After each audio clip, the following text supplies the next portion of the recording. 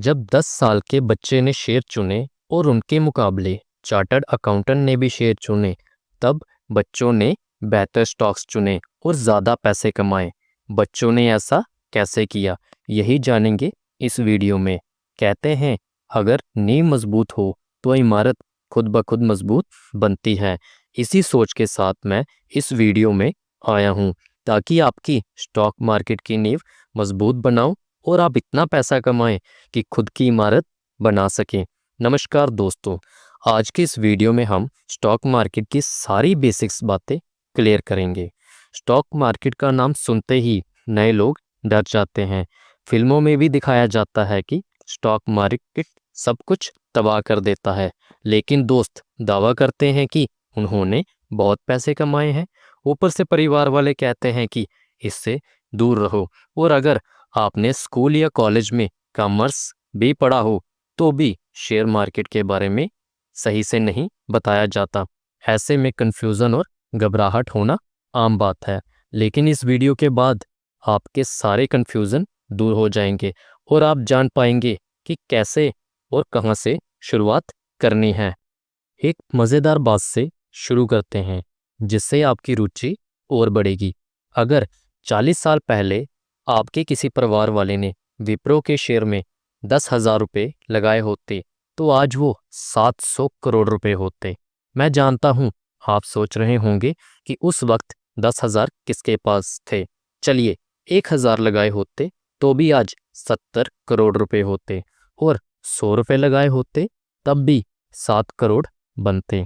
यही है stock market की ताकत।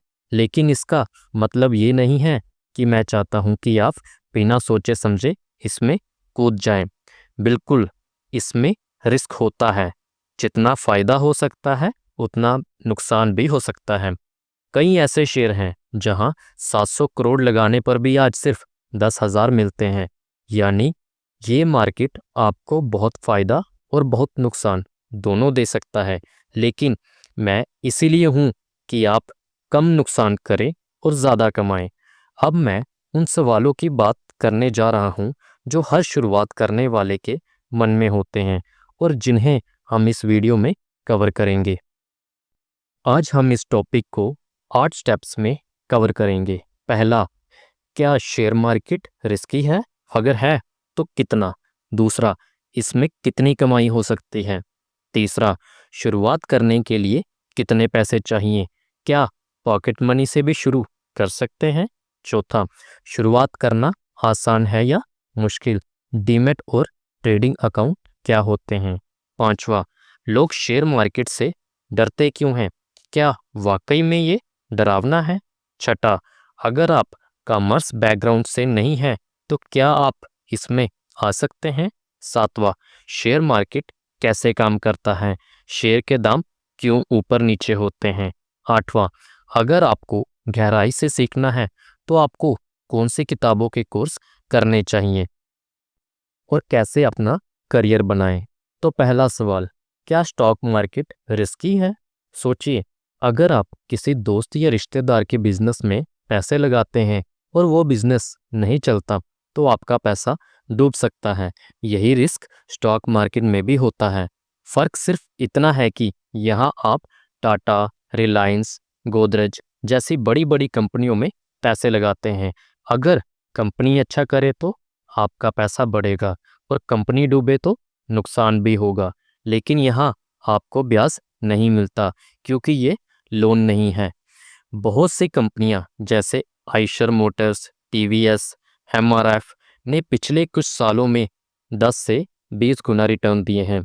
इसलिए रिस्क है, लेकिन रिटर्न भी ज़्यादा है। वीडियो में आगे हम रिस्क को कम करने के तरीके भी जानेंगे। दूसरा सवाल, कितना रिटर्न मिलेगा? अगर आप एक दोस्त के बिजनेस में पैसे लगाते हैं तो ये फिक्स नहीं होता कि अगले साल 10% रिटर्न देगा या 30%। यही शेयर मार्केट में भी है। लेकिन जब आप एक ही शेयर में नहीं बल्कि 8-10 अच्छे शेयरों में पैसे लगाते हैं तो रिस्क कम होता है, और अगर आपने सही तरीके से शेयर चुने तो लॉन्ग टर्म 5 साल या उससे ज़्यादा में 18 से 20% तक रिटर्न मिल सकता है, जो एफडी, गोल्ड और प्रॉपर्टी से कहीं ज़्यादा है। तीसरा सवाल, शुरुआत के लिए कितना पैसा चाहिए? 1,000 रुपये प्रति महीना भी बहुत है शुरुआत के लिए।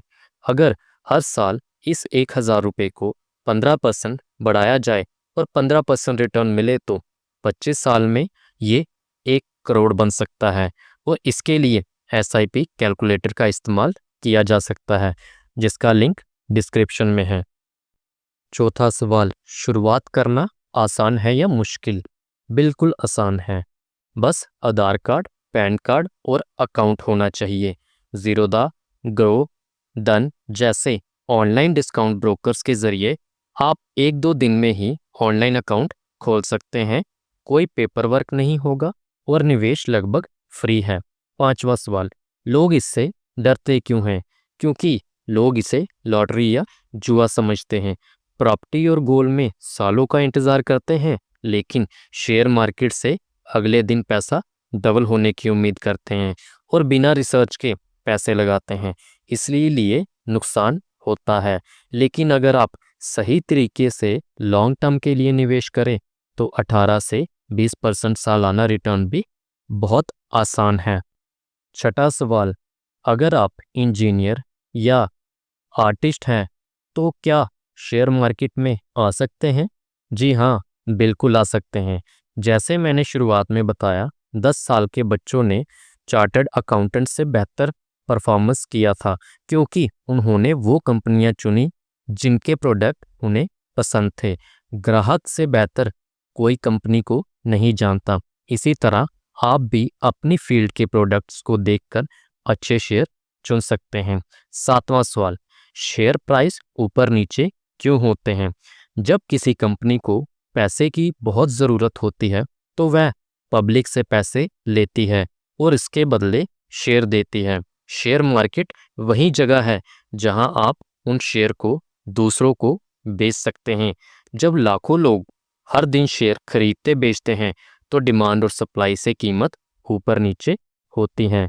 आप चाहें तो सिर्फ एक क्लिक में टाटा, रिलायंस, गोदरेज, जियो की कंपनी के पार्टनर बन सकते हैं, और वो भी सिर्फ एक छोटी इन्वेस्टमेंट के साथ। आठवां सवाल, कहाँ से सीखें? जी हाँ दोस्तों, अगर आप स्टॉक मार्केट के रिलेटेड अच्छे से जानना चाहते हैं और आप एक बिगिनर हैं तो आपको मैं सजेस्ट करूँगा कुछ अच्छी किताबें जिनके सहारे आप स्टॉक मार्केट की बिगनिंग और स्टॉक मार्केट की छोटी छोटी स्टार्टिंग बातों को अच्छे से जान सकते हैं, और इसका सही मूलधन आपको वहीं से मिलेगा।